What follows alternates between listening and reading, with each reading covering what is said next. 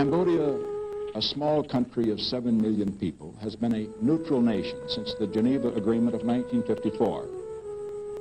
American policy since then has been to scrupulously respect the neutrality of the Cambodian people.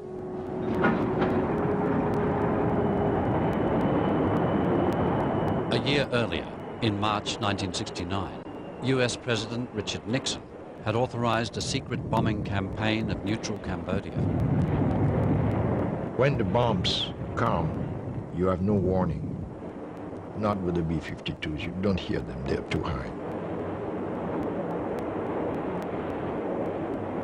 The bombing signaled the start of a decade of unrelenting horror in which 1/4 of the population of Cambodia would perish.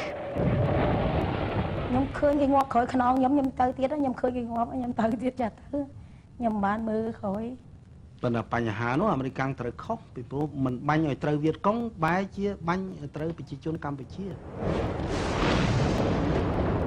opposed to the bombing. I think it's wasteful, immoral, unnecessary, ineffective, and illegal. For the most powerful nations on Earth, war was part of a game of domination that was played on a global scale. To the United States, Cambodia was just another piece in this game.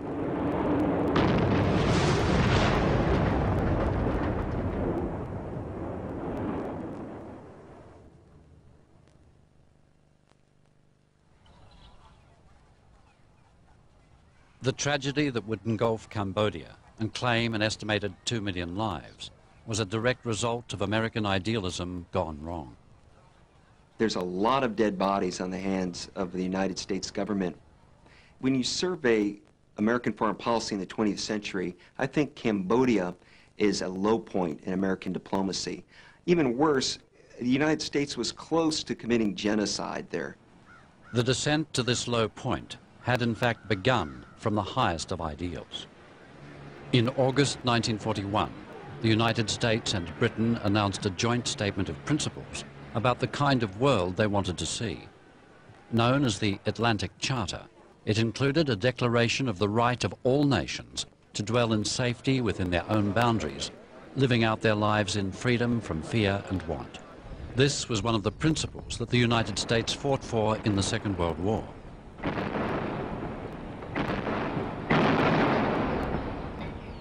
At the end of the war, the United Nations was formed to realize the hopes expressed in the Atlantic Charter Declaration. The first major challenge to the stability of the newly formed organization was the rise of communism.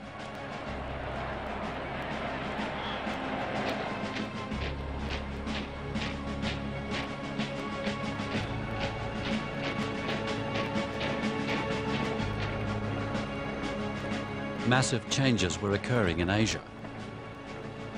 By the end of 1949, China was communist, and France at war against a communist independence movement in its Indo-Chinese colony of Vietnam.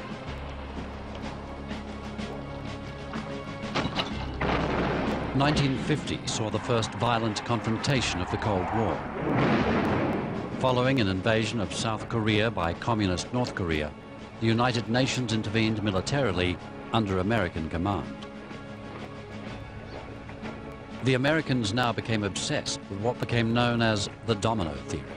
You have a row of dominoes set up and you knock over the first one, and what will happen to the last one is certainly it'll go over very quickly. Proposed by President Eisenhower, the theory attempted to simplify an increasingly complex world for the American public.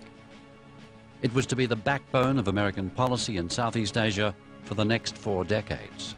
If Indochina falls, Thailand is put in almost impossible position. The same is true of Malaya with its rubber and tin. The same is true of Indonesia. If this whole part of Southeast Asia goes under communist domination or communist influence, Japan must inevitably be oriented toward the communist regime. While the struggle in Vietnam escalated, its neighbor Cambodia had gained independence from the French without bloodshed. This was largely due to the talents of its mercurial leader, King Norodom Sihanouk. He was to be the central figure in Cambodia's destiny for the next 6 decades. In 1941, at the age of 19, Sihanouk had been installed as king by the French. I was chosen by Marshal Pétain to be king of Cambodia because the French believed that I would be a very flexible king, very pro-French, willing to let Cambodia remain as a colony of France. But the French were wrong when they thought they could manipulate the new king.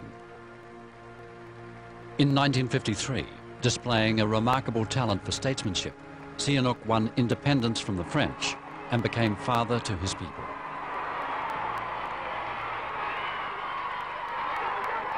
But soon Sihanouk was to exhibit a darker side.